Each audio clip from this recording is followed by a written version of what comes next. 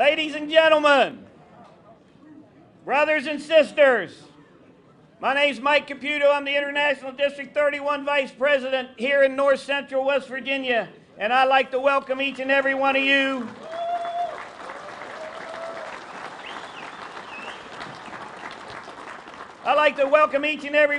to the It's All About West Virginia, and it's all about Joe Manchin today, brothers and sisters.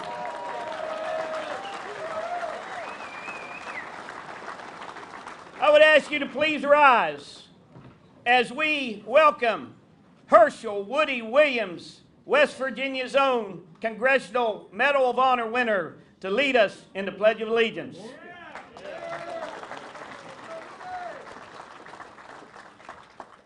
Before we do the pledge, I want you to be corrected as maybe I was by a school teacher. School teachers taught us more than probably our parents. The school teachers told me the proper way to say the Pledge of Allegiance is that there is no pause in one under God. There is no pause. Why we started that, nobody knows. But let's correct it, and then let's teach our children how to say it correctly. So would you join me in saluting our country and our flag? Thank you. I pledge allegiance to the flag of the United States of America and to the republic for which it stands, one nation under God, indivisible, with liberty and justice for all. Hoorah! Thank you, Woody. Thank you, Woody. It's an honor to have you here today. It certainly is. Senator Manchin wants all the candidates who are running for office to line up over here.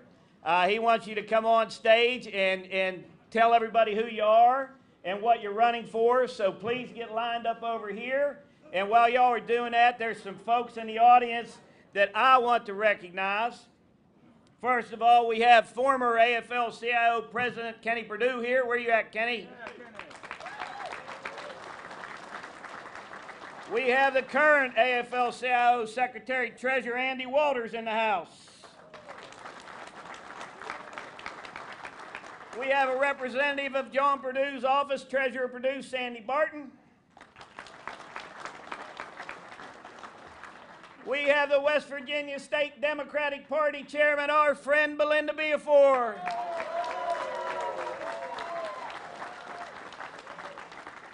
We have President Robert's right-hand man and Chief of Staff, Bob Scarmazino. Where you at, Bob?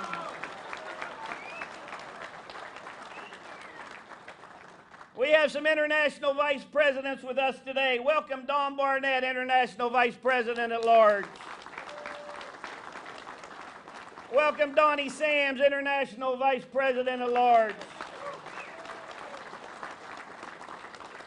Welcome the first female to ever serve internationally for the United Mine Workers of America, and she's from right here in North Central West Virginia, Tanya James, International Auditor and Teller.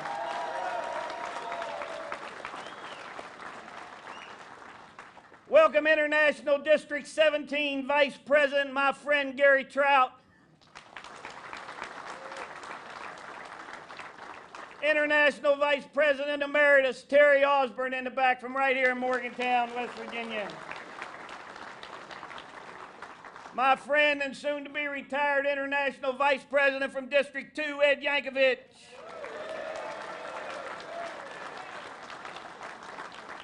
International Vice President-elect for District 2, Chucky Nizel from right here in Morgantown, West Virginia.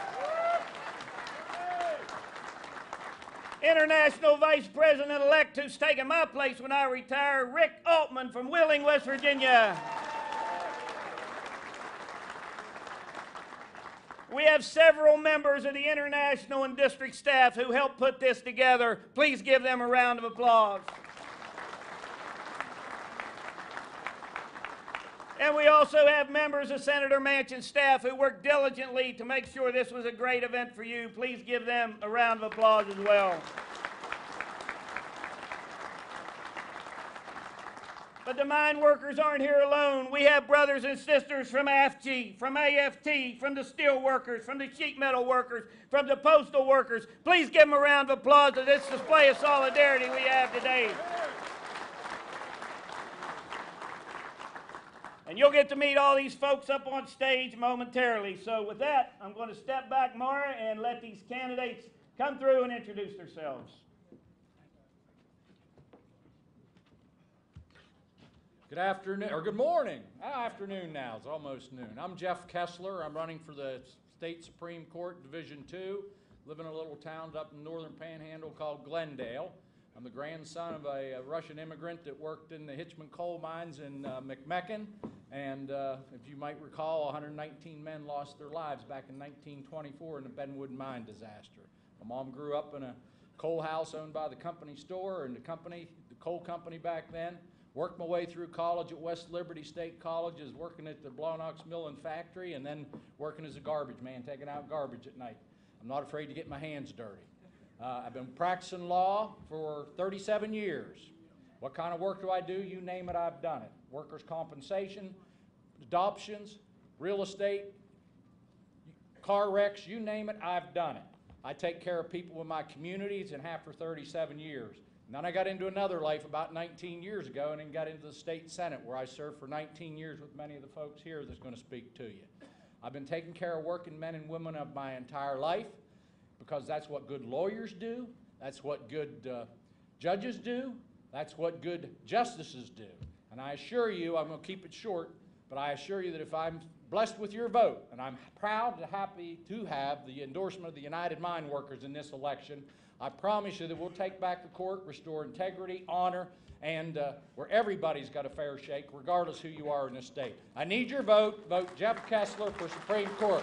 Thank you very much.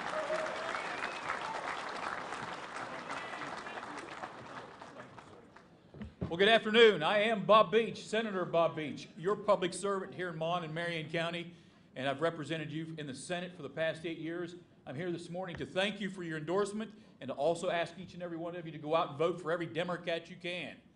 Because if you vote Democrat, we take back the majority in the Senate, we take back the majority in the House of Delegates, and eventually we'll take back the majority downstairs in the governor's office. Thank you for having me. I wear this with pride, and I hope you remember this guy's name on Election Day. Thank you.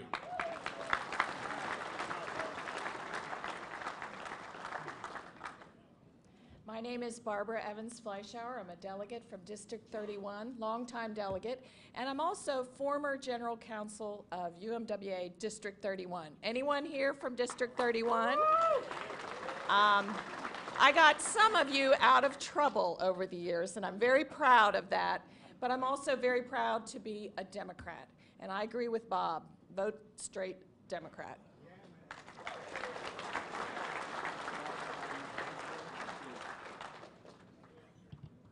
I'm Rodney Piles, running for re-election to the House of Delegates from Monongalia County, the 51st District. I'm glad to see all these Union shirts here today. My father, both grandfathers, and 6 uncles were all coal miners, so I come from a Union family. I appreciate your endorsement, and I ask, as the others have, vote straight Democratic. Thank you.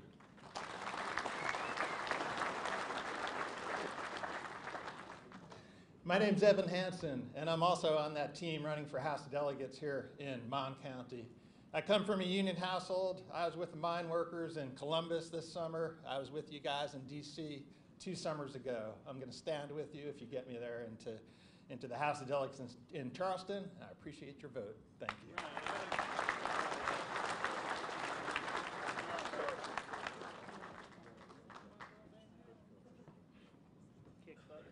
You know I will.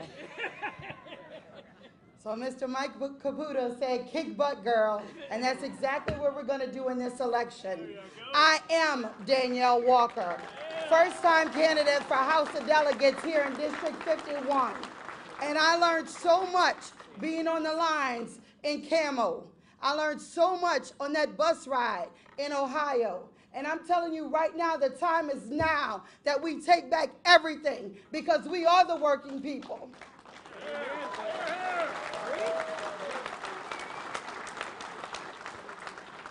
This country was built on union labor. and you deserve the respect. We're going to demand the respect, and that time is now. So I need you to get to the polls, look at who the UMWA has endorsed, and stand with us so we can stand with you and continue your legacies. That time is right now.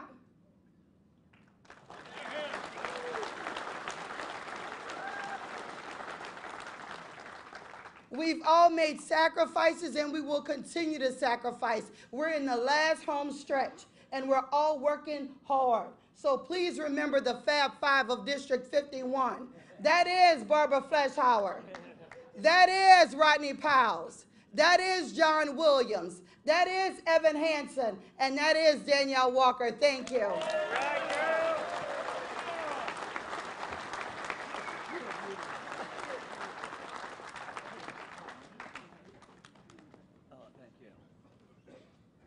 Hello, my name is Tom Bloom. I'm president of the Montague County Commission. Joe and I go back a long time ago. I used to be, for 34 years, locally the vice president of the Teachers Association. So I'm going to be very short. I look around this room, and I want it real clear. I am angry. I'm angry because you've worked hard. And what do we get for it? They want to take away our unions. What do they want to do? They want to take away our benefits. What do they want to do? They want to take everything that we've worked for. And now I want you to go out and vote and get other people. But here's the key. Joe doesn't need us. We need Joe.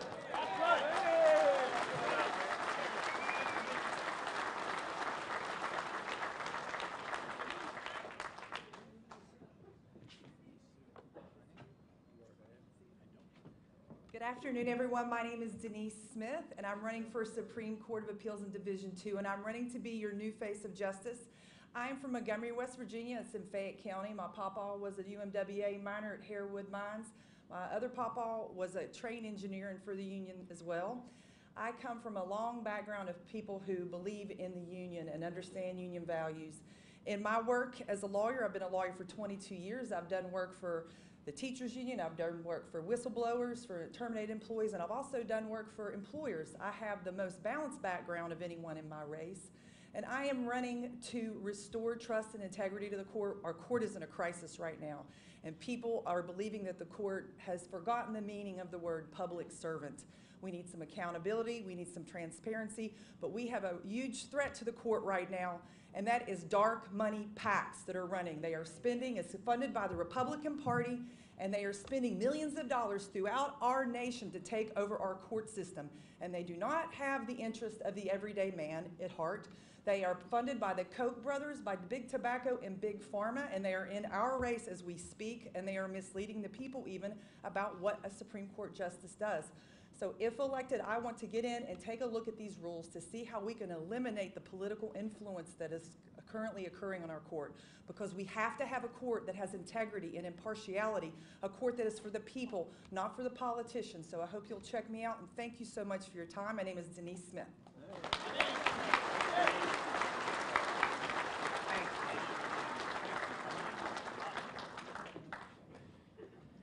Well, there's one thing I've learned on the campaign trail. There's two people you don't follow up with speeches, and that's Danielle Walker and Mike Caputo. So I'll keep my remarks very brief. I'm Mike Angelucci. I'm running for the House of Delegates in the 50th District in Marion County.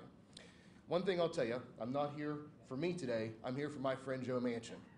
And I want to tell you that West Virginians are the most caring, compassionate, and hardest working people in the country. And those characteristics fit my friend Joe Manchin to a T. We need Joe Manchin in Washington. So please, after you leave here today, call a friend, call someone you go to church with, call a coworker, and tell them we need Joe Manchin in Washington. Please go to the polls and vote. Thank you all very much. I'm Mike Angelucci. Have a great day.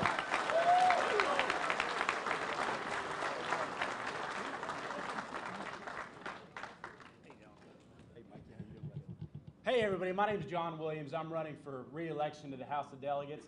I was elected in 2016, but I first ran in 2014. It was something that I always had known that I wanted to do, but part of the reason why I decided to do it then was because I had just come off of a summer of interning for our United States Senator Joe Manchin. And let me tell you what, seeing him work in Washington every day, if that doesn't inspire people to get involved in public service, I don't think anything will, because he works for us every single day up there. And now more than ever, we need good people in politics. You know why. They pass right to work. In West Virginia, of all states, they pass right to work. They want to take away your rights. They want to give you the right to work for less and in more dangerous working conditions. That's right.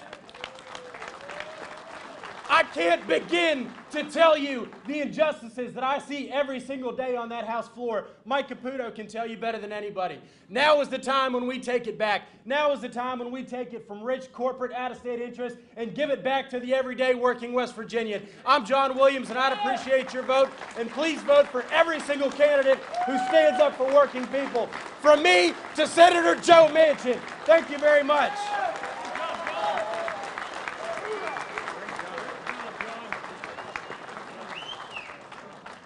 Wow.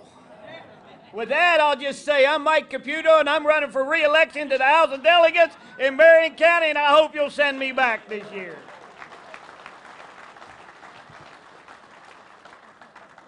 I looked around the crowd, and I see we have some current office holders here, and I'd like them all to stand up and wave. I don't know, I don't want to miss any names, but I see my good friend and former Supreme Court Justice, when we had a Supreme Court that cared about people, Larry Starcher just entered the room.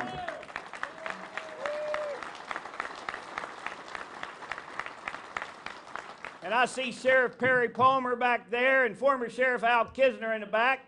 Thanks for coming. And if there's any other current office holders here, please stand and let us give you a round of applause. Oh, we got Assessor Music back there. The Mayor of Morgantown is here with us today. Thank you for joining us, Mayor. You know, we're all here because of our friend Joe Manchin, and we know that he is fighting like the dickens for us in Washington, D.C., and we don't have a whole lot of friends there, and it takes someone to stand up like Joe does. So I want to ask you all, to get on your feet right now, hold them Manchin signs up high in the air, give our senator a round of applause, and let's show him how much we appreciate the efforts he is doing for us in Washington, D.C. Hold them signs up high.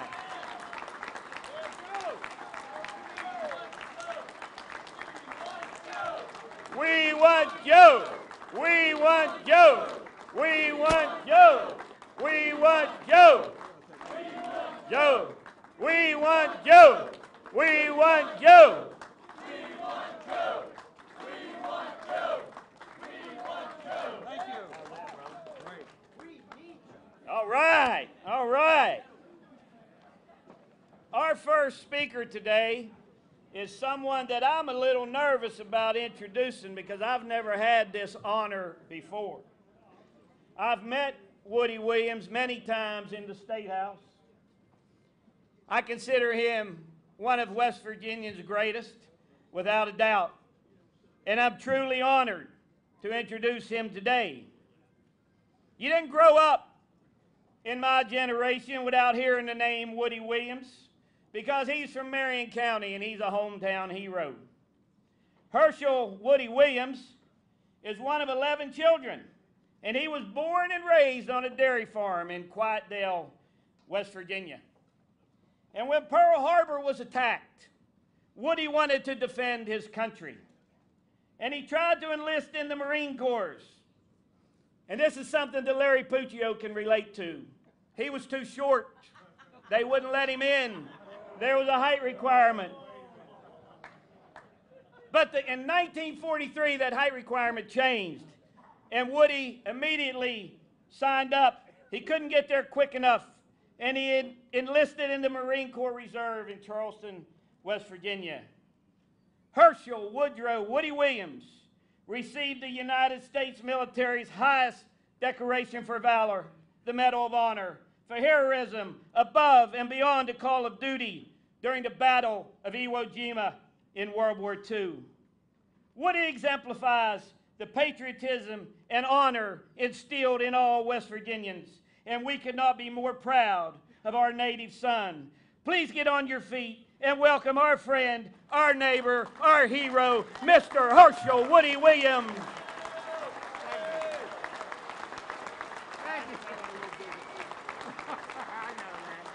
you. Thank you. Thank you very much. This is not about me. It's about him. It's about Joe Manchin. That's why we're here. I think for today we need a new slogan. I propose this slogan: keep Joe there. Let's all say it together. 1, 2, 3. Keep Joe there. Again. Keep Joe there. We got to do that. We've got to do that. Joe and I go back a long ways. I think he was just a twinkle in his dad's eye when my wife and I, in 1946, 1945, fall of 45, went to a little town of Farmington, West Virginia, and bought our first table with 4 wooden chairs from the Manchin furniture store up there. So we go back a long ways. He wasn't there at that time. They were working on me. Yeah, Dad was working on it. We know mountaineers are always free. Amen.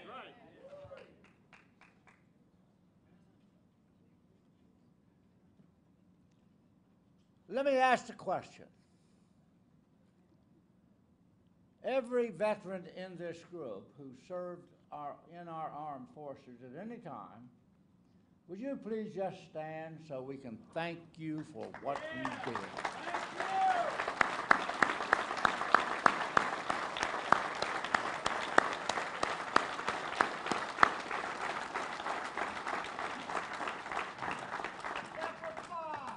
Semper Fi. Thank you for your service, absolutely. The only way I could have received this medal is by the efforts of somebody else.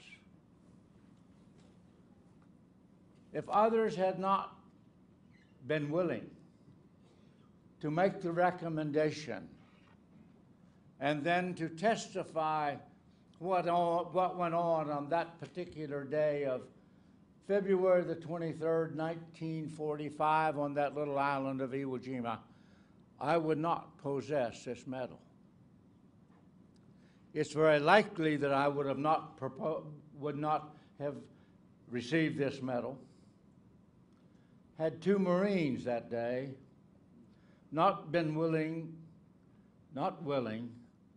but to sacrifice their life protecting mine. I owe them more than I can ever possibly give back. So when I wear this medal, I don't wear it for what I did. I was only doing the job for which the Marine Corps had trained me to do. They sacrificed their life, and I wear it in their honor. I keep saying over and over, I am just the caretaker of the medal. I keep it shined for them. It belongs to them. Thank you for those few moments.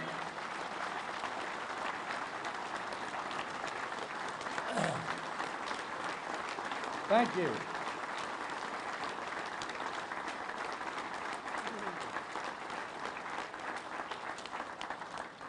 I took this out of the morning paper at the hotel this morning, and it certainly does tell the story of the difference between Joe and that other guy.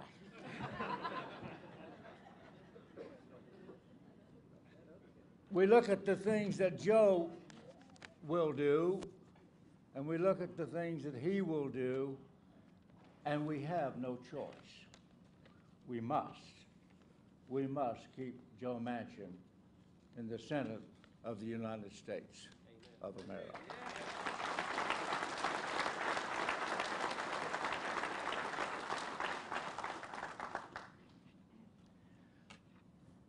In West Virginia, we would not have a veterans nursing facility at Clarksburg had it not been for Joe Manchin.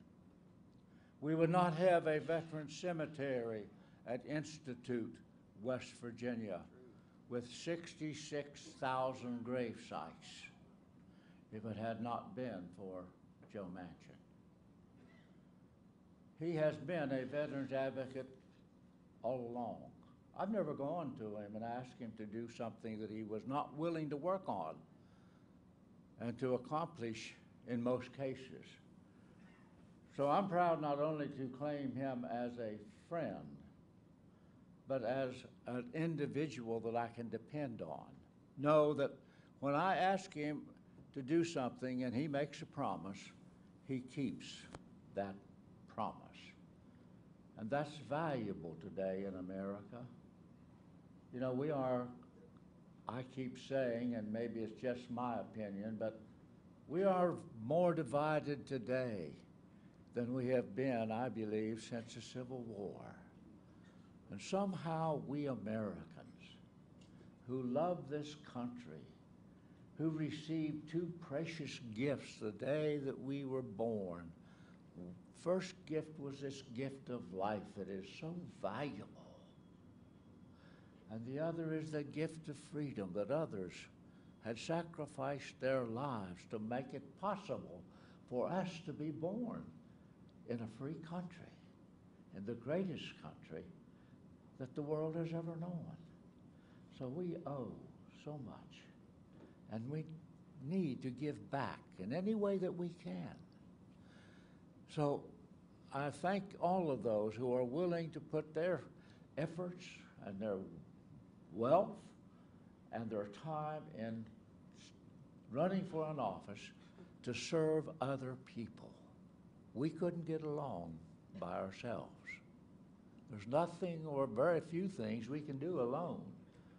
So I am personally, and I know you are, grateful for the time that he spends just for all of us here in West Virginia. Thank you for having me here and giving me this opportunity. I appreciate it very much. Thank you, Woody.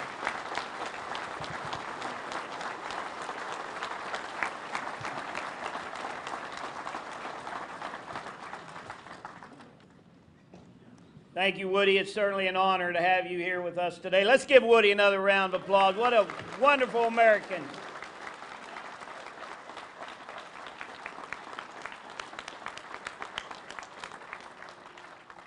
Before I introduce this next speaker, I'm going to take a moment of personal privilege here. I have served in the House of Delegates for 22 years.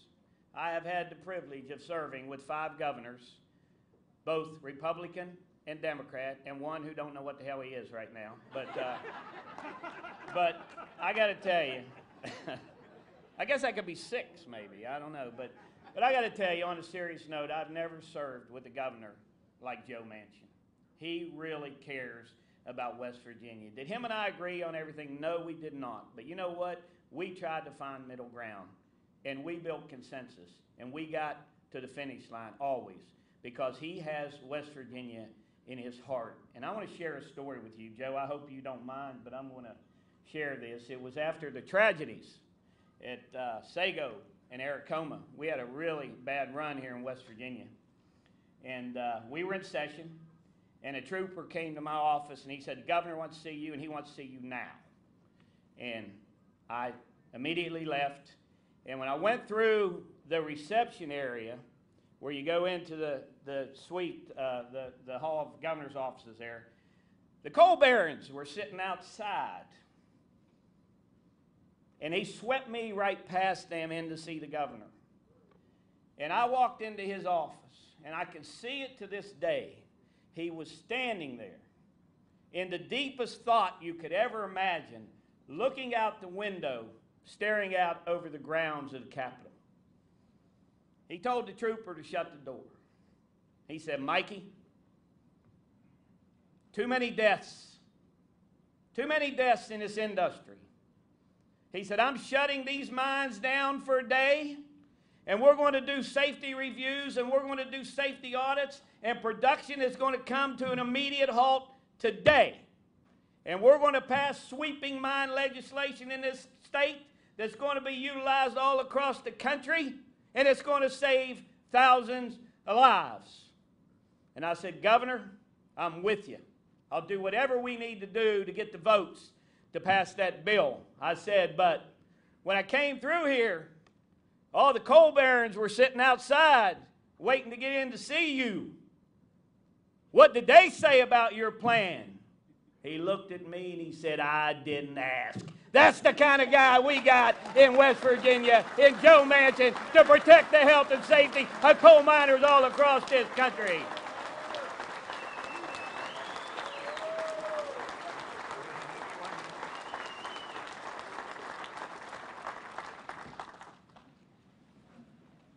Our next speaker, ladies and gentlemen, is a young man that I am extremely proud of. He comes from Marshall County, West Virginia, local union 1638. He came in, oh, we got 1638 in the house back there, right? He worked his way through the ranks, serving on the committees. He served as recording secretary, and he also served as local union president. He worked hard for the people that he represented at the mine, and his talent didn't go unrecognized. President Roberts seen the talent that this young man had, and he didn't want that to be used for anything but good for the membership of this union. And he asked him to come to work for the union. And he came to work on staff. And the harder he worked, the more he was recognized. And in the last election, President Roberts asked him to be his #2 guy, the Secretary-Treasurer of the United Mine Workers of America. Please welcome Levi Allen to the podium.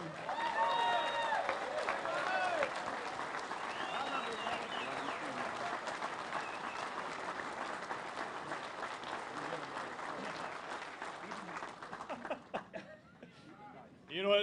Joe looked, said, go get him, brother.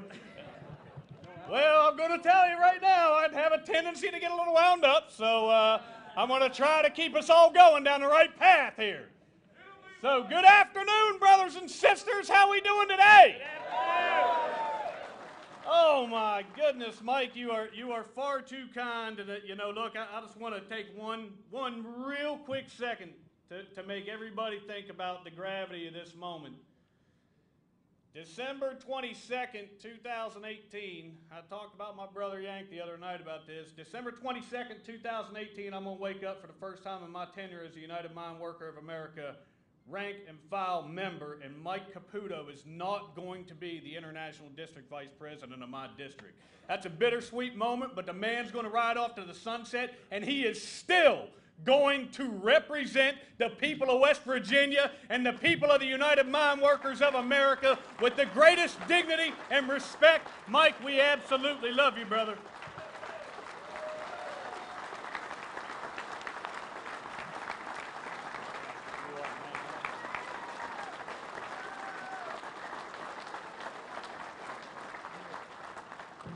Now, I am so humbled to get to be here today. I am honored because I grew up in Moundsville. I love West Virginia with all my heart, and I know that Senator Manchin loves West Virginia with all his heart. And brothers and sisters, this moment is all about West Virginia.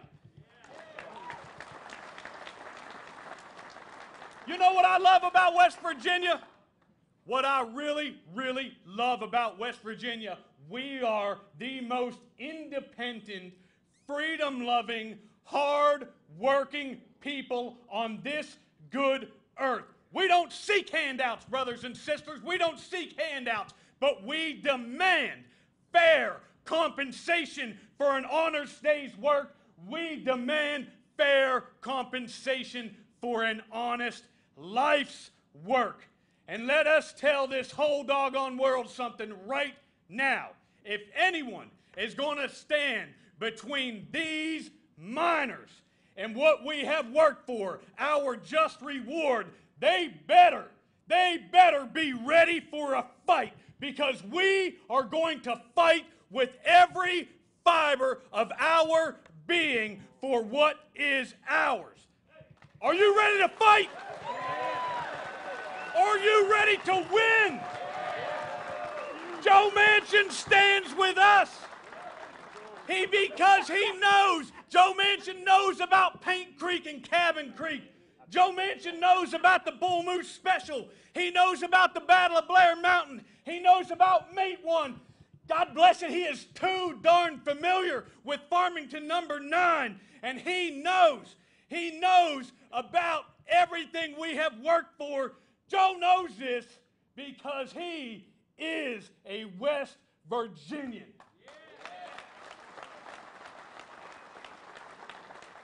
Mike talked about him fighting for safety. He's been fighting for our jobs. He's been fighting for our safety. He's been fighting for our health care. He's been fighting for our pensions. And I want to take a quick moment just to talk about our pensions. I'm telling you right now, he's been on the front lines. He's been in every office in D.C. that he can be in fighting for this. This should be one of the most important issues facing all of West Virginia right now and the United States of America. West Virginia's rural communities will be destroyed if that pension plan and these health care plans collapse. Hospitals will close, businesses will close, people will lose everything that they have worked their entire lives for. Brothers and sisters, I mean, we're talking grandma's house won't be there for Christmas or Thanksgiving, and Joe Manchin is fighting every single day to make sure we're able to keep that. God bless you. I thank you so much every single day for this. This is dear to us.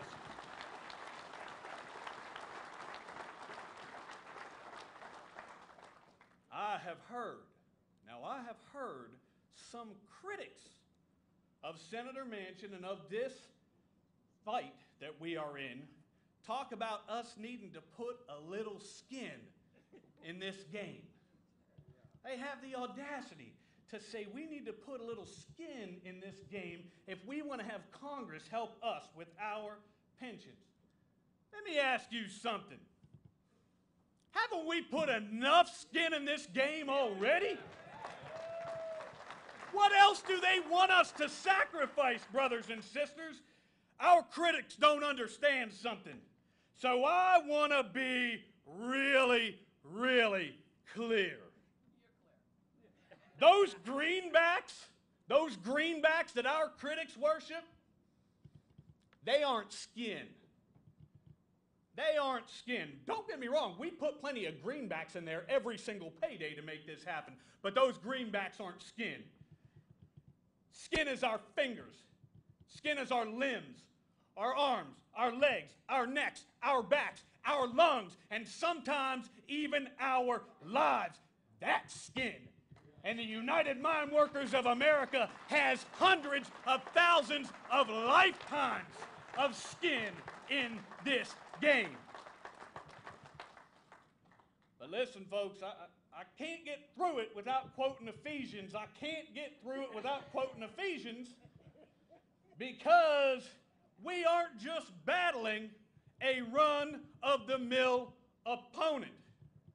Ephesians says, for we wrestle not against flesh and blood, but against principalities, against powers, against the rulers of the darkness of this world, against spiritual wickedness in high places. And let me tell you something, there's only one way you can fight spiritual wickedness in high places, and that is to place righteousness in high places to fight for you. That's what we need to do. We need to do that with Senator Manchin. He needs to be our champion as he has been. He will continue to be our champion.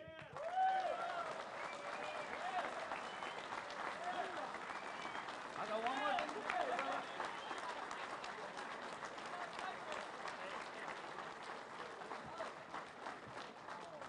I'm going to tell you right now, with all my heart, with all of my heart, I believe Joe Manchin is the finest legislator in the United States Congress. I absolutely believe that.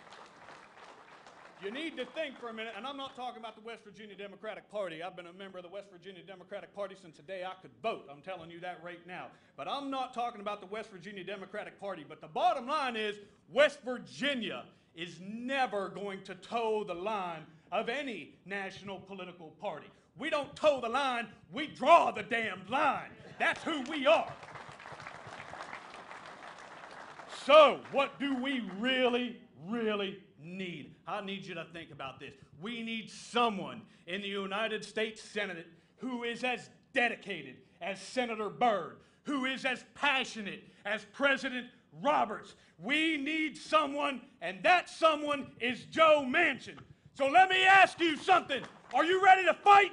Oh, yeah. Are you ready to save our state? Yeah. Are you ready to save our nation? Yeah. Are you ready to save our pensions? Yeah. Are you going to vote?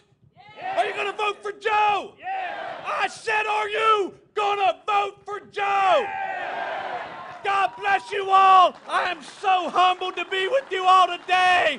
Montani, Semper, Liberty, Mountaineers are always free.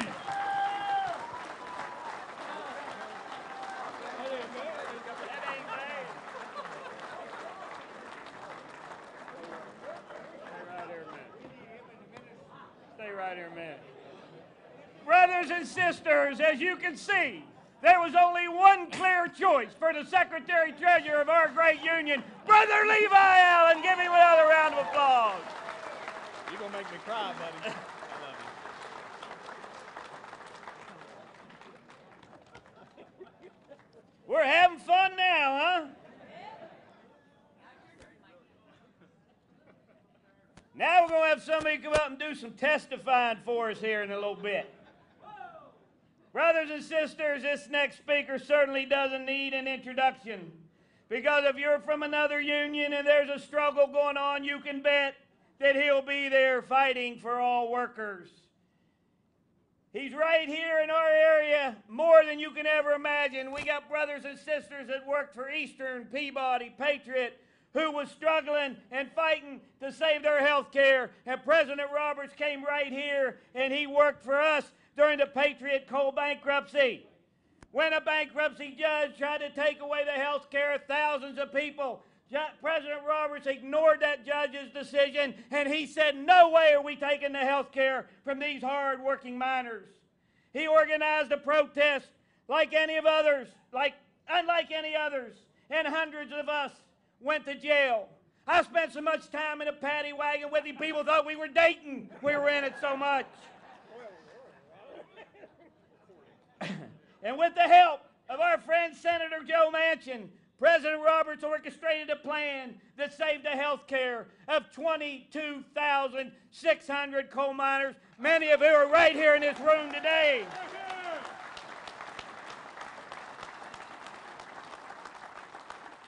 Now the promise that our federal government made us for a secure pension is being threatened. President Roberts and Senator Manchin are fighting like hell to make sure that our government keeps that promise. He spends every waking moment working for the membership of this union, and let me tell you, he don't take no for an answer. I want you to get on your feet and give a warm round of applause to the greatest labor leader this union, this nation, this world has ever seen, our friend, our brother, our president, Cecil E. Roberts.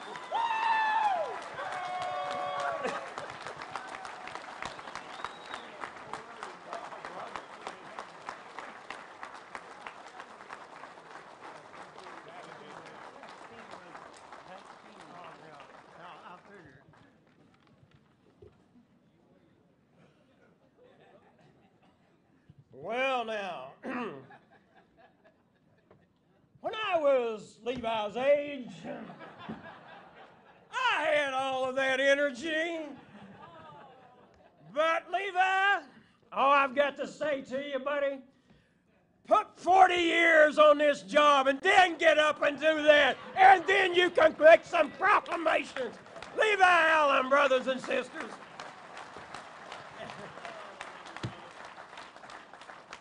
And I want you to know, if I was inclined, I am not, there's nothing wrong with that, but if I was inclined to date somebody, Mike, it wouldn't be you. I can do better, brother.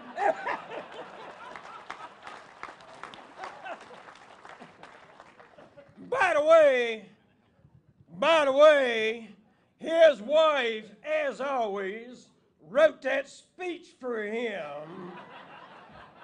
He has no ability to do anything like that.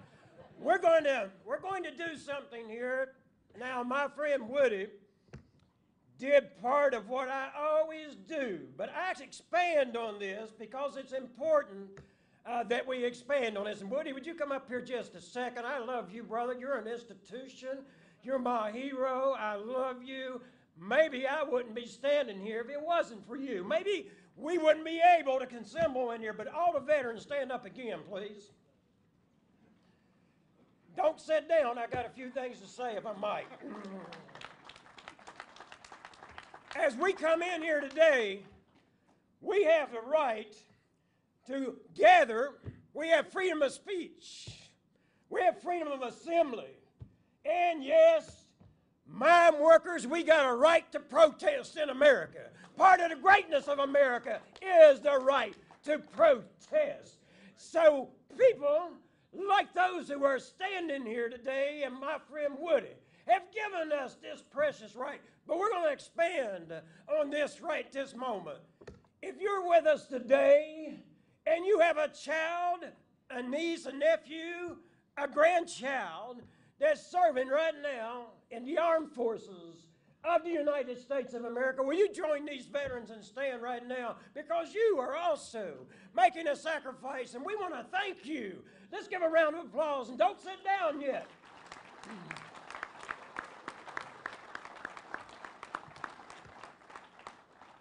Those of you, and this is going to be just about everybody, that had a father, a grandfather, an uncle, or some member of your family go off to war or to the armed forces in defense of the United States and served in the military at any capacity, at any time, if you would stand right now and be recognized and remain standing for a moment, I want you to look around this room. I want you to look around this room.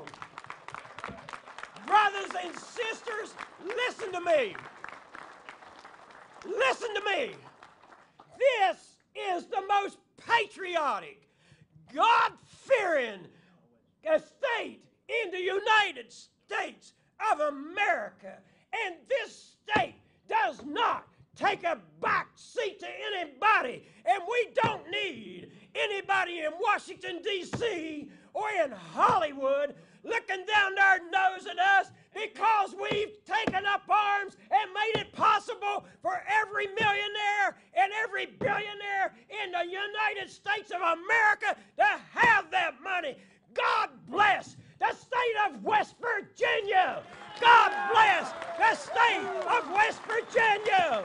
God bless the state of West Virginia and its people and its patriots.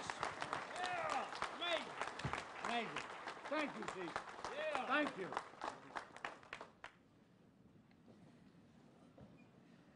Now, I want to say a few things on a follow-up. You know what? We have school teachers here, right? Would you please explain to my friend Levi and my friend Mike what it means to steal somebody else's speech and what that means? Because neither one of them's got a clue about what that means, but that's all right. You both did a good job with that. Give them a round of applause.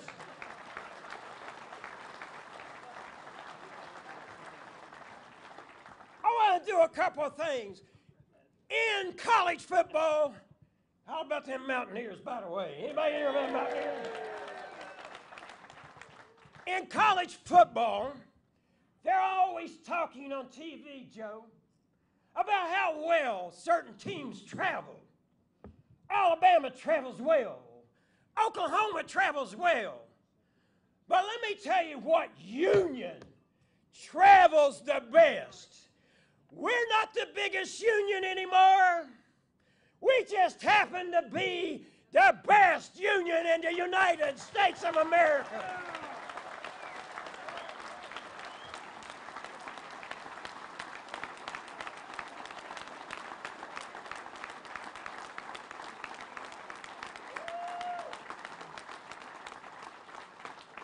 And we We've learned one thing up on Capitol Hill, haven't we? It's not the size of the dog in the fight.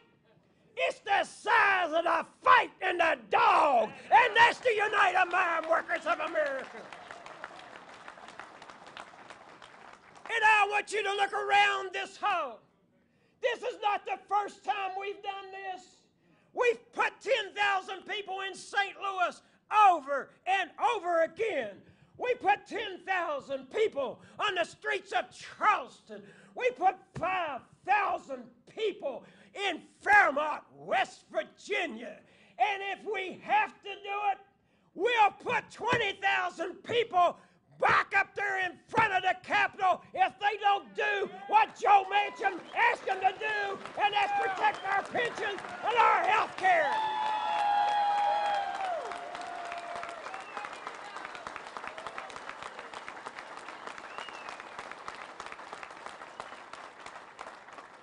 Brothers and sisters, there are three important points of everyone's life.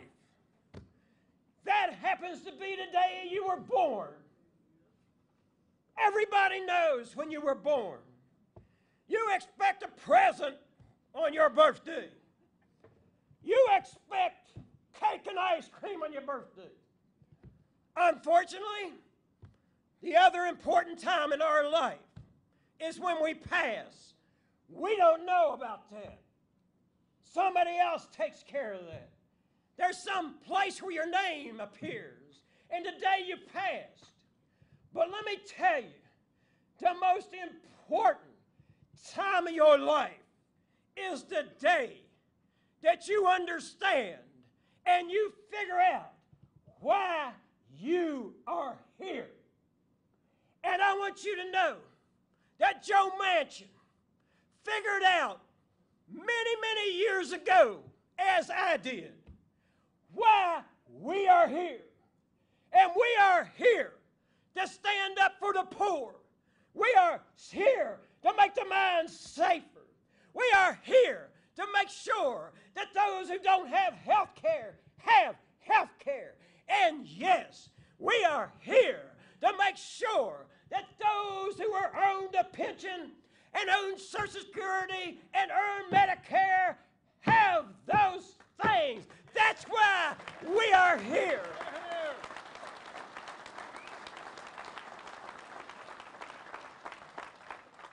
Dr. King said something that has always stuck with me, and that is this. He challenged us when he was alive. He said, if you don't have something that you would die for, not somebody, something. Woody risked his life for America. That was a something that he believed in. But Dr. King said, if you don't have something that you would die for, you don't have a life worth living. I want everybody to know something. I believe that everyone in here in camo today has made a decision that they would offer up their life to make sure everybody else has the living and the protections that the contract said we were supposed to have when we energized this nation. And I believe Joe Manchin would die for the people of West Virginia. He says this is all about West Virginia. Well, West Virginia is all about Joe Manchin also, brothers and sisters.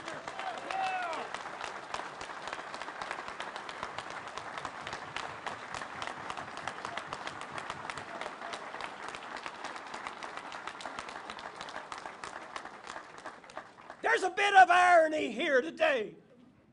Joe brings people together. I have a friend, Frank Oates, who's a business person here in this area. Joe Manchin brought Frank and I together, and we're friends. My friend over here, Judge Sturcher, isn't it amazing?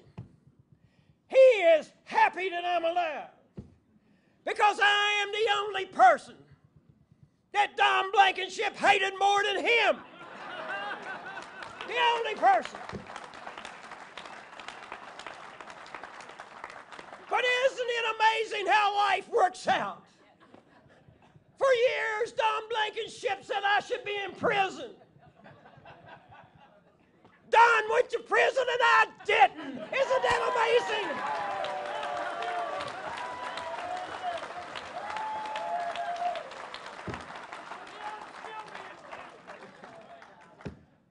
But let me just take a moment and say something to you. Joe has been everywhere. He has been out to 3 and 4 o'clock in the morning getting home. Some nights he doesn't make it home. He has knocked on every door he can knock on. He has spoken to every crowd that he can speak to. He has asked for every West Virginian's vote. And his opponent, if you can call him that. I'm going to be kind here today, because Joe don't like me to say bad things about people.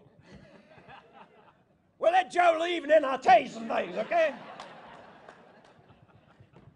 But let me tell you something. The only thing that his opponent has, he says, I'm friends with the president. Vote for me, I'm friends with the president. The president says, vote for Morrissey.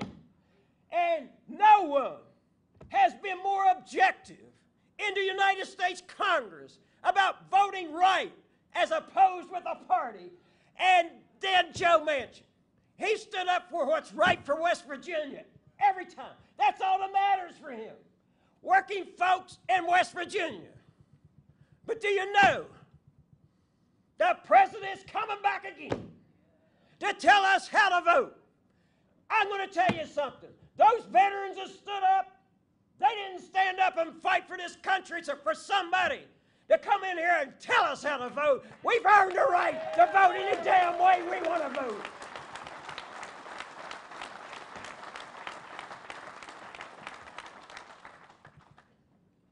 Now, Joe's going to get mad at me here in a minute. But I can't help this, okay? Joe's, so everybody wants me to do this, Joe. But your staff doesn't want to get fired. So they said, well, who would do this? Who would have enough courage and the nerve and be stupid enough to do this? And they nominated me. I'm not real sure if that's a plus or not. But some folks in the Democratic Party said, well, who could we get to do this thing here? So I'm going to share something with you. This senator of ours doesn't back down from anybody, including the President of the United States. No one.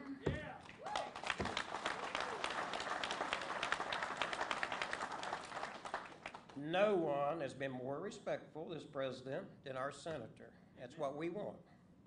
But he's not afraid of him either. This president implied, at least, that he wasn't coming back here again, but he is. And he called the senator to say, I'm coming back. And of course, in West Virginia, we tell you something, we're going to do it, right? We don't understand this New York logic here. Well, just because he said it doesn't mean it's true. It might have been true Monday, but it's not now, right? So Joe lost his temper just a little bit. See, I'm not supposed to know this stuff. But people tell me things, right? And he said to the President of the United States, well, come on back. But you picked the wrong guy to try to drag across the finish line. You would have been better off trying to elect Donald Duck.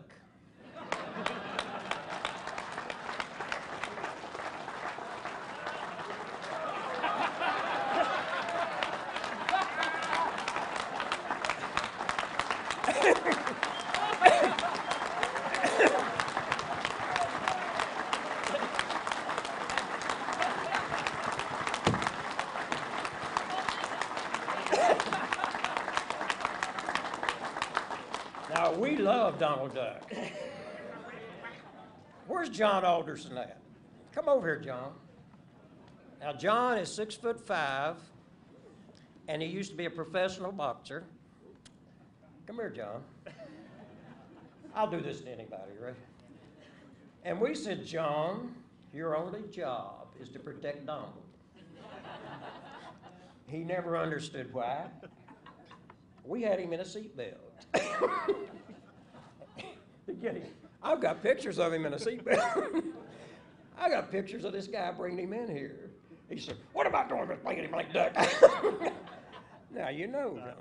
And I want y'all to give John a round of applause for protecting Donald.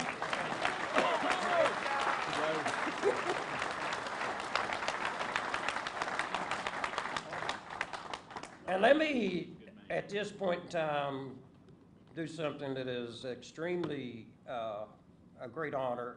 I've had many great honors, including being friends with Robert C. Byrd, including being shocked to no end at the Democratic dinner, being given the Robert C. Byrd Award for dedication to this party. My friend Belinda didn't tell me that was going to happen either, and I'm shocked.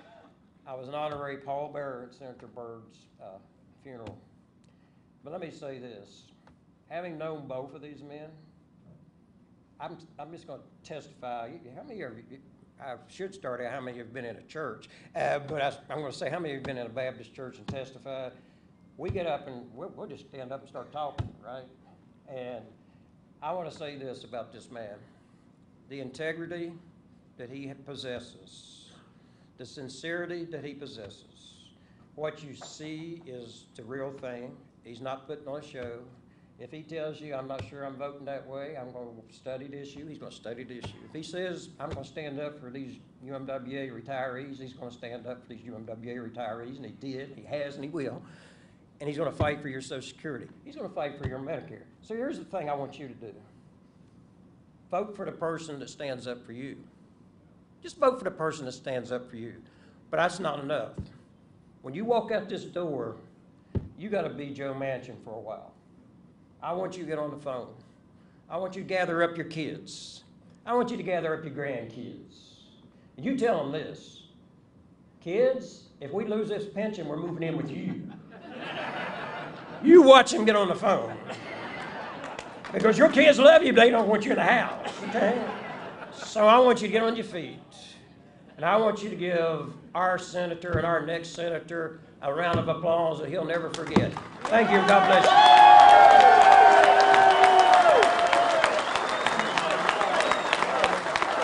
Jerry's been talking, right? A number of people have been talking. Thank you, thank you.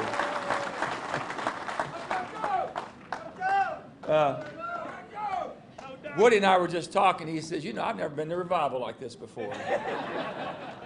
When Levi, I'm glad he took my advice. I said, Levi, tone it down just a little bit. And he said, I will. But to Mike and of course to Cecil and everything. But let me just say this to you all. If it wasn't for you all, we wouldn't have the success we had. We really would. And everyone in this room, and Democrats, Republicans, Independents, we love you all. I take an oath to represent everybody. I don't ask whether you voted for me or not. I don't ask whether you're a Democrat or Republican. I just want you to be a good American, be a good West Virginian. And let me help you any way I can. And we have friends and neighbors from other states. God bless you. There's only 100 of us in the Senate. I'm your senator too, okay? I can help you, and I'm going to work for you. There's no one that basically believes that the way I believe because I've lived it. I've lived it. I have my cousin John here, John Boy. We call him John Boy. Stand up, Johnny. Come on, please. Melody, his wife, Melody, stand up, Melody.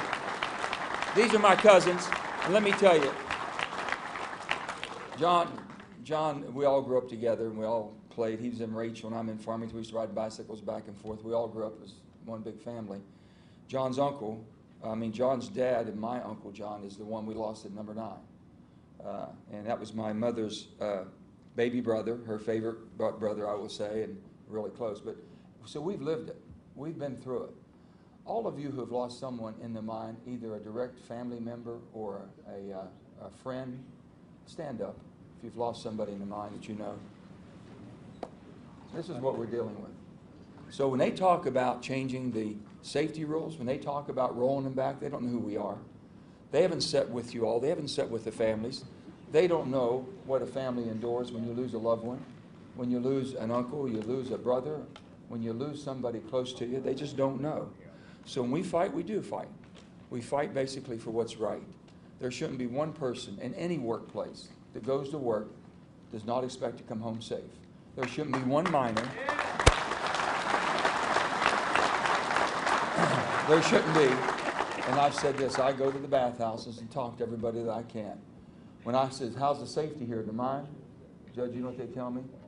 If they say, it's as safe as I want it to be, that means they have the right to pull the plug when something's not right. They're working for the right company, they're working for the right person, for the right reason, to provide the energy for this country that keeps us strong and free, and a superpower of the world, but also to provide for themselves and their families. I know they're in a good mind. When a person gives me, says, well, I guess it's okay, that tells me they're scared to death of their job, and if they say something, they'll get fired. That's what we're trying to change. No one should go to work and not be able to be safe and be able to make sure your fellow workers are safe. We're fighting for that because as I'm sitting here talking to you, they're trying to unwind the things that we did after Sago, after Aracoma, after UBB. This is ridiculous to even think that we'd go back to what we had before. It's ridiculous to allow anybody, any legislature, any Democrat, any Republican, anybody in a position of policy making to allow that to happen. Now let me say this, if it wasn't for you all, where's Phil? Where's Phil? Back here. I want to point out, Phil, hold your hand up again, Phil, so I see you. Phil's in D.C., UMWA. Phil is part of my staff, I think, because he's been in my office more than most of my staff has been. But Phil lived with it. If it wasn't for Phil communicating, if it wasn't for CISA allowing us to have Phil and everybody that helped us, if it wasn't for the United Mine Workers bringing you all up, we'd have never got that passed. Mitch McConnell fought us for 3 years. He fought us for, you would think a man from Kentucky that understands the culture of that state would have said, my goodness, I think we need to help these people. It wasn't your fault you lost your pensions and your mine and your health care. It wasn't your fault. It wasn't your fault the crash that happened that basically wiped things out. It wasn't your fault that the bankruptcy laws allowed people basically to be left out in the cold when they're the ones that built the company, that built the country, that did everything they were asked of. So it was up to us to make sure you got them back. And we were using the AML money, abandoned mine land money. We weren't asking for any handout. We'll use the coal money that we've already worked for. We're the only union in the country that ever had this approval of this President of the United States. Harry Truman said in 1946, and my grandfather was a coal miner up until 27 until they threw him out for organizing. So we've all been through it. But up until 1946, a miner didn't have health care. They never had a guaranteed pension. They had hardly anything. So they just said enough is enough. Harry Truman had to intervene. He had to intervene. It's called the Krug-Lewis Act.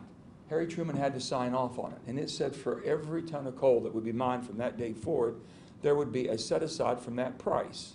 It would be based into the product price to put money aside to pay for a pension and to pay for health care. He fought us for over 3 years, and we finally jammed him. We were able to jam something that he wanted. We didn't give up until we got it. But he was so darn determined not to give us everything, he split it in two.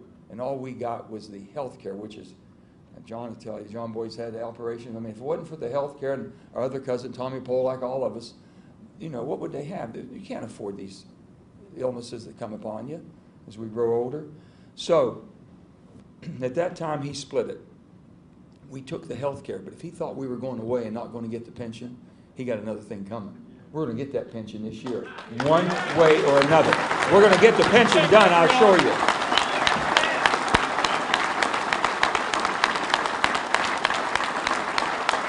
So this, when I say this is one of the most important elections that we've ever had, you hear that every election cycle. You heard it in 2016, 2014, 2012. I am saying it, this is the most important election that I've ever been involved with, that I've ever voted in or participated in, because I can see what's on the line. Health care. If you have a pre-existing condition, and all of us, almost all of us do as we grow older. I have an opponent that basically wants to say, and he's introduced a lawsuit with 19 other attorney generals around the country, to say to the federal government, it's Texas versus United States of America. It says it's unconstitutional to make an insurance company sell you insurance just because you have a pre-existing condition. So if you have diabetes, if you have high blood pressure, if you had a heart attack, if you've had cancer, if you've had anything that they can determine, you'll be at the mercy of an insurance company saying, you know something? I think you're just about too sick for me to insure because you're too much of a risk. I can't make money on you. Well, how many of you remember hearing people talk about, I don't want to be a burden to my family? You know what that means when they say that? We don't have insurance. I'm not protected. And I don't want my family to go broke trying to keep me alive. So I'll let the good Lord take me whenever He deems that to be appropriate. So they're putting their fate in the hand of the good Lord, which is fine. And we all do that. But also, in a third world country, you might hear that type of an explanation. You don't hear that type of rhetoric in the superpower of the world, where the whole world looks up to us in the 21st century. That's non-acceptable. And we can fix that. So they're trying every way they can to massage this. Make no mistake about it. We will lose health care. They voted 50-some times to do away with it. Now, it's not a perfect piece of legislation, but 80% of West Virginians benefit by it. The other 20% that needs to fix, the bill that we need to fix in front of us, it's been sitting on Mitch McConnell's desk for over 9 months. You remember when John McCain came in and went like this at 1:30 in the morning? John didn't vote it to keep it because he thought it was perfect. John voted to keep it because he knew we needed to work on it in a bipartisan way. In a bipartisan way. We can't fix it with one side, and you shouldn't be able to destroy it by one side. So John came in, and John voted that way. And he and I have been talking all night long. Now, you want to talk about a profiling courage. I was on the floor. I was in the back of the chamber, and the vice president's office is in the back of the chamber. The vice president came in and worked on John for 1 or 2 hours in his office. John wasn't well at that time, but John was in the vice president's office, and I can tell they were just berating and beating the living hell out of him. And then the president got on the phone for another hour trying to convince him why he should vote with the Republicans to repeal it. We were out front, we were right outside the door there, and we were talking, and someone says, oh man, they're putting a lot of pressure on John. Someone said, you think he'll break? I says, break? He was in a concentration camp for 5.5 years. They sure as hell aren't going to break him. They're not going to break John McCain. I've had people ask me, they says, how is it in Washington? How is it? Yeah. I've had persons say that to me, say, you don't know how bad it looks, Joe. And I said, make sure I understand exactly the picture here. You're sitting at home on your couch, and you're watching television, and you're saying it looks bad. Try it from my seat. Try it from my seat if you think it looks bad. It's a shame. Now, I'll tell you, we've got to change. First time in my life that I have ever known, and first time I've ever read in history, where a true American hero, John McCain was a true American hero. He was a conservative Republican, but he was an American patriot. He was a patriot.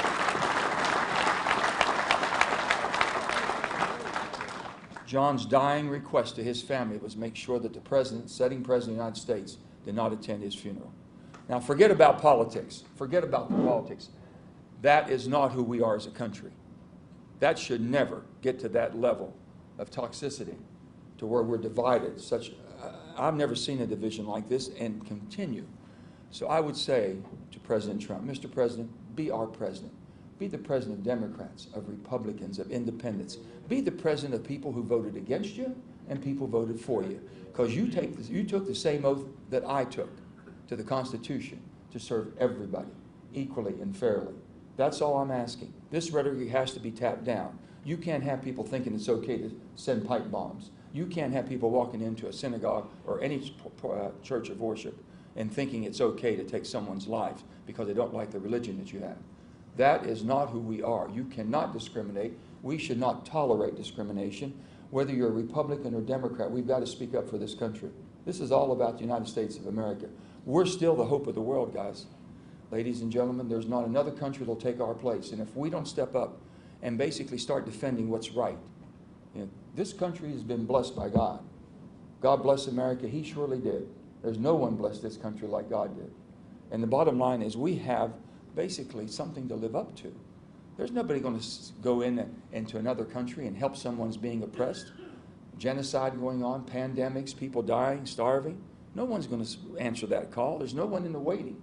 And if we let it fall by the wayside, then God help us all. So I talk about these things because I feel very strongly. The opiate addiction that we're dealing with an absolutely unbelievable drug addiction. There's not one of you in this room, me included, that doesn't have someone in our immediate family or extended family that's not been affected. I tell your children every day, I said, there's not another country in the world that can defeat us militarily. We've got the best military in the world. China's coming on strong. China's trying to get there. China's only quest in life right now is to be the superpower of the world by 2050. And they're on target if we don't do something. So I tell them, I says, right now there's not another country that can take you on militarily. There's another country in the world that can take you on economically. We got the greatest economy in the world. $20 trillion GDP, annual basis, the value of our economy. Closest one we have, China's about 11.5. Then it drops off. You got Japan at 5.5, big bad Russia around 3. They can't take us on. They really can't. But let me tell you something. Now this is your children and your grandchildren. I'm in their classrooms or Skyping. They don't think they have to take you on. They don't have to fight you. They don't have to steal your economy. They think you're going to give it to them. They don't think you'll be educated well enough or you'll be clean enough to maintain superpower status by 2050. That's what they're hoping for. And I said, you don't know the West Virginians and the coal miners I know around this country. You truly don't, and the people that you've been able to raise and show the grit and determination you've had.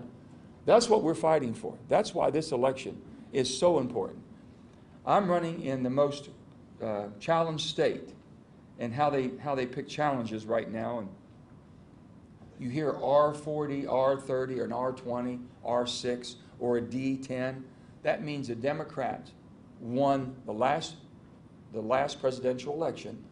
Either a Democrat won it by 5, 6, 10, 15 points, or a Republican won it by 5, 10, 15. So it becomes R5, R10, or D5, D10. I'm in an R43 state. There's not another state close to us. We have North Dakota's at R36, then it drops off. R28 is in Montana, then it goes down to an R19 in Indiana and in Missouri. Connor Lamb, I was talking to Connor when he was running that high-profile race, and Connor was saying, I said, how you doing, Connor? He said, oh, Joe, he says, I'm fighting. He says, tough. He says, my goodness. He says, you don't understand. And I said, what is it? And he says, I'm in an R20 district. I said, poor boy. Poor boy. An R20 district. That'd be a cakewalk. That'd be a cakewalk. Here, this is and the only thing I'm saying this for a purpose. I still think, and I do know in West Virginia, they still pick the person. This is tribal, this being a D and being an R. You be an American first. You be a West Virginia, or represent your state before you start worrying about the party's going to represent me and everything perfectly. There's so much I don't agree with either party and how they're acting.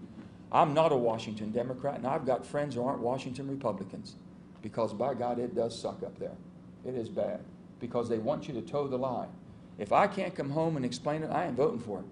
It doesn't make any sense to me at all. If I can't come home and look you in the eye and says, this is what I believe, and this is why I voted this way, I'm going to make mistakes. I've never made a mistake thinking that this will help me politically or this will hurt me politically. I really haven't. I know people have a hard time believing that. If I don't have the facts that I can show you why I voted for something, you might still disagree how I voted. But at least you see a process that I've gone through to get where I've gotten to. To come to a decision, I've got to make a lot of decisions. I've got to have a process that I know that I've crossed the T's and dotted the I's. It might not have been the same decision, but I can fix something if it's wrong. I can't fix something if I do it political just for my own sake. It's just not who I am. I can't do it. So we're fighting all of this. Medicare and Social Security. Mitch McConnell finally told you what his intentions were. First time, tax cut. President comes in West Virginia and he says, Joe, you just vote against me. I said, I voted with you more than some of your own people vote with you. The bottom line is, if it makes sense, if it helps my state, I'm with it. If it doesn't, I don't. You want to repeal the Affordable Care Act. You want to repeal health care. You want to throw people with pre-existing conditions off. I'm not voting for that, Mr. President. You can beat me up all you want to, and I'm not going to take health care away from West Virginians. I'm just not going to do it. And I've told him on the other. I said, and then on top of that, you've had a tax cut. First time in the history of the United States of America, first time in the history of the United States of America, we've ever done a tax cut, tax overhaul, tax reform, anything to do with taxes, that at the end of the day, we were further in debt. $1.5 trillion to $2 trillion. We've never done that. And let me tell you, and I want you to understand, everybody benefits a little bit for a short period of time, but nobody benefited as much as the top of the food chain. The people, 1/10 of 1%ers, my goodness, they just poured it on. And on top of that, I think it was designed because they want to start cutting back. Can you believe they call Social Security and Medicare entitlements? Look at your paychecks. That's not an entitlement, I don't think. I think you've paid for it. And they're talking about cutting that back because we're in debt.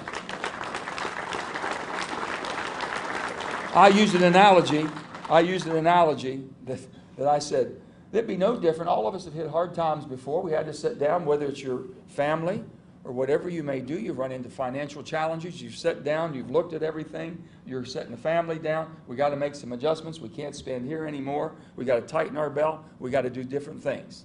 And at the end of the day, you look at your spouse and say, guess what, honey? If we make all these changes, we'll only owe $100,000 more. That's exactly what the United States of America just did to you. Exactly. And we're going to have to fix it. And we can't be worried about being a Democrat or Republican. We have got to fix this. We can't be handing the debt, the greatest debt this nation has ever seen since World War II. We can't be handing this over to your kids, because I'll guarantee you they won't be able to maintain the superpower status. I was on Armed Services Committee in the first big hearing we had all the Joint Chiefs of Staff. Woody knows all these medals. I mean, they've got everything. This is the top of the top from every branch. The Air Force, the Army, the Navy, the Marines. We had them all there. And Mike Mullen was chairman of the Joint Chief. He's the #1 guy that should know what's going on. So I've been studying up because I'd been a governor and I have been looking at all the stuff around the world and all the threats we had. So I started studying because I wanted to be on top of my game that day and if I got to ask a question. So we're going down the line, everything, asked a question. Admiral Mullen, what's the greatest threat the United States of America faces? And I thought, well, it's Afghan war. I mean, we had Iraq and Afghanistan. We had everything going on. We had a lot of turmoil around the world, a lot of challenges. I thought he was going to give me basically an inside look at what he was really worried about, the challenges. He never skipped a beat. He never missed a word. He spoke up immediately and he says, Senator, the threat of our nation, the greatest threat we face is the deficit of our nation, because it'll make cowards out of us and we won't be able to maintain in order to defend our country, in order to defend the people of the United States of America. Now here's the top military guy speaking up immediately, not speaking up about any threat that we have militarily, speaking about threats from within. People said, my grandfather, Papa Joe, would always say, indebtedness will make cowards out of each one of us in the decisions we make. When you get behind the 8 ball, the old proverbial saying of robbing Peter to pay Paul, we'll do whatever it takes, but we're getting in that position. So we've got to change. So again, I say, Mr. President, be the president of all of this country. Be the president of all Americans. Be the president of all political parties. That's what you have to do. Tone it down. Show that we can live together, that we can send a message to the world. We are the United States of America, not the divided states of America. And that's what we have to fight for. Let me leave you with this. I was never more proud than I was of the teachers. And let me tell you why. First time in my lifetime. 55 strong. 55 strong, but I'm going to tell you why I was so proud. First time in my lifetime I've ever seen all the teachers, all the school service personnel, bus drivers, cooks, everybody that takes care of our kids. Tom will know. Tom's an old educator. He knows exactly what I'm talking about. I saw all the administrators. Everybody works in the office on the higher echelon. There's my friend Ted over here. I've seen every superintendent, Ted, stand up. one time united and said, enough's enough. You can't keep cutting. You can't keep this basically destroying education. You can't expect teachers. You know the average teacher, you know this? The average teacher in America, not just West Virginia, spends $300 to $400 out of their pocket just supplying the kids that they teach. That's a shame. You can't have an economy without education. There's no one going to come. I was governor. I go, trying to recruit people all the time. They wouldn't come to the state of West Virginia if they didn't think you had a commitment to education. How's my kids or grandkids going to be educated? That's what they were wanting. So we've got to work together. Now, all the categories that sometimes people make fun of us about and say, oh, we ranked 50th in this, or we're first in this horrible category. We were first in the best category because we stood up for the children. That went all over the country. West Virginia stood up. It was 55 strong. For all of you who have educators in your family, thank them. For all of you that supported the educators, thank you. Because that's really who we are, and it says everything about us. So, this is, and I've said this, the most important election in your lifetime. From our friends in neighboring states, in Pennsylvania and Ohio, real close to us, you have to have friends and family in West Virginia call them. They need to vote. You need to call all of our Republican friends. Ask them to vote. Don't worry about the party. Say, this is the guy that I believe will fight and defend us, and I know it because I've seen him do it. I need their vote. I need every independent's vote. I need all the Democrats' vote. I need West Virginia's vote. And that's what we're looking for. So I'll leave you with this. I have said many times, many times, and first of all, I wouldn't be here without my staff, and Mara and the whole gang's here, Pat. I got a bunch of staff here. But if it wasn't for y'all staff, you got former staffers here, Chase is here. I've got people that basically have helped me run an office the way the people of West Virginia would be proud of, because they've got a heart and soul. If you don't have a heart and soul, you shouldn't be in this game. If someone can't come in and give you their story, and it doesn't tug at you and grab your heart and say, wait a minute, we can do better than this. We're better than this. We can fix things. We can take care of people. We can protect them. You know, so we've got to work together and pull together, and I get a chance to tell your children, and all the West Virginians here have heard it. When you travel out of state and they say, where are you from? You know it's coming, right? You're close to Richmond. That's the first one we hear. And then they tell a joke about us, and then we end up telling another joke about ourselves. So I've told your children this, and I think that President Roberts touched on it, but I tell them this, I say every one of them, every time. First of all, I believe in you more than you believe in yourself. I believe in each one of you more than you believe in yourself, because I know how good you are. I know where you came from. I know the area you were raised in. I know the people that raised you. I know the people that basically cared about you. I know all of that because I'm one of you. I've had it done to me. I've had grandparents, aunts, uncles, cousins, everybody, that we all took care of each other and worried about each other. So that's who we are. But as West Virginians, I want you to say this. When they say, where are you from? Oh, I want you to take a deep breath and puff up your chest. Oh, let me tell you, the little state I'm from is probably the most patriotic state in the nation. We have more veterans per capita than most any state, fought in more wars and conflicts, shed more blood, lost more lives for the cause of freedom than most any state. And to prove that to be so, go look on the Vietnam Wall and you'll see more West Virginia names per capita than any other state in the nation. So we've answered the call. We've done everything she's asked us to do. And on top of that, we've done the heavy lifting in my little state. We've timbered, we've basically drilled, and we've mined the coal that made the steel, that built the guns and ship, that built the factories, that built the middle class. We have given everything we have to have the life you have today in the country that you have. And on top of that, the good Lord blessed us. He blessed us with the greatest scenery and venue you've ever seen. My little state's called West Virginia, and when you come, you'll probably want to stay. Thank you, and God bless you all. Let's go get them. 9 days left.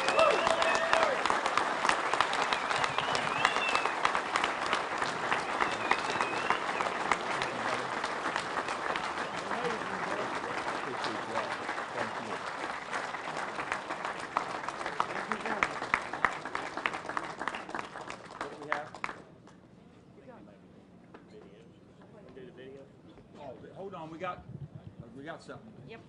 Go ahead. Have a seat. I've got something they want to show you before you leave.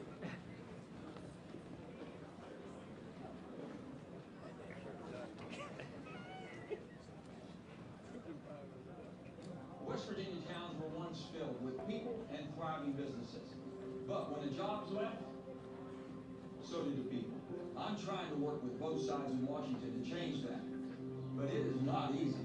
People here have been hurt by both political parties, and parts of the country have no respect for regular people just trying to do the right thing. But if we can create opportunity, we can free people of opiates, save lives, and create good-paying jobs here in West Virginia again. That's why I've created jobs and skills training centers to help those who've lost jobs get new ones in different fields. I want to make things easier for people to live good lives and to support their families. And I'll never stop trying to make things better, because West Virginia is my home and my family. I'm Joe Manchin, and I approve this message because for me, it's all about West Virginia.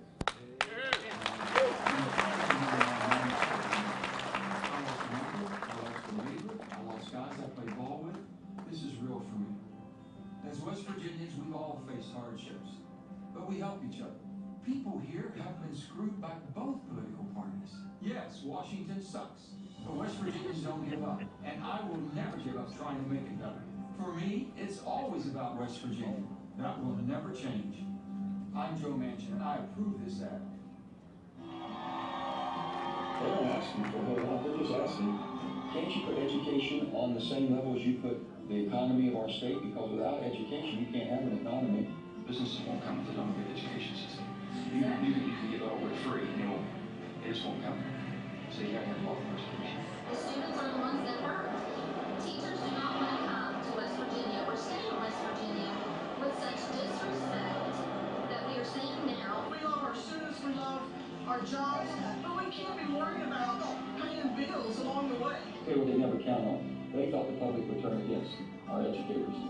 And the people said enough's enough. They watched the teachers take out their own pocketbook, out of their own purse, and pay for the things that the system should have paid for. Because they watched that happen for years. And I've never seen many teachers, service personnel, you had administrators, you had superintendents, you had parents, everybody united and coalesced around. That's what did it. We need to do everything in our power to keep our teachers here.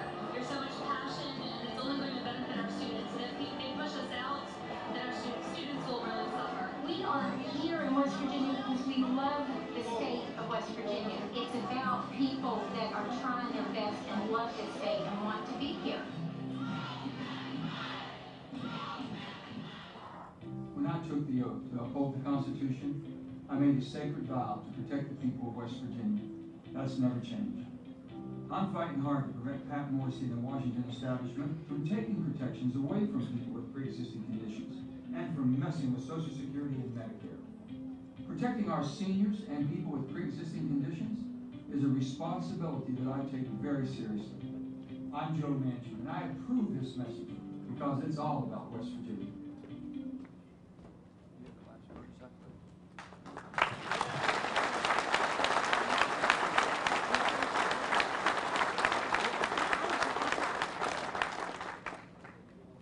We're going to show you one more.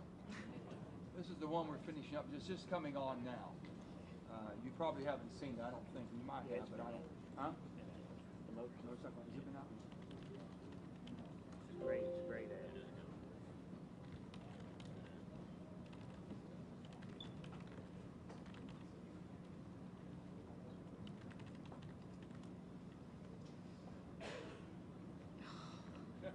Hold on, we got passwords now.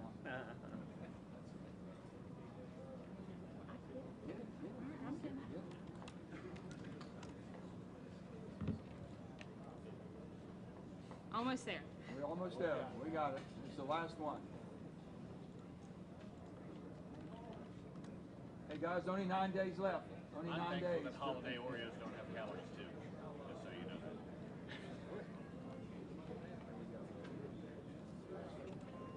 West Virginians are proud, tough, and determined. We're hard-working people, trying to live good lives with dignity. If we can create more opportunity here, more of our young people will stay to raise their families too. The official seal of West Virginia says Mountaineers are always free.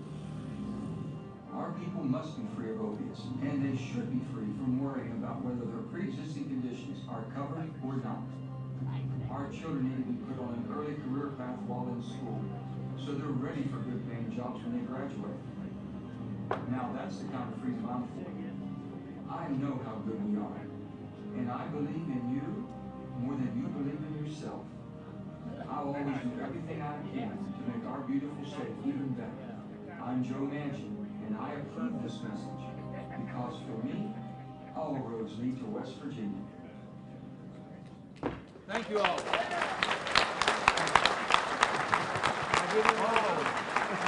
Let's do a ship. This ship may have my name on it, but it represents West Virginia. All right.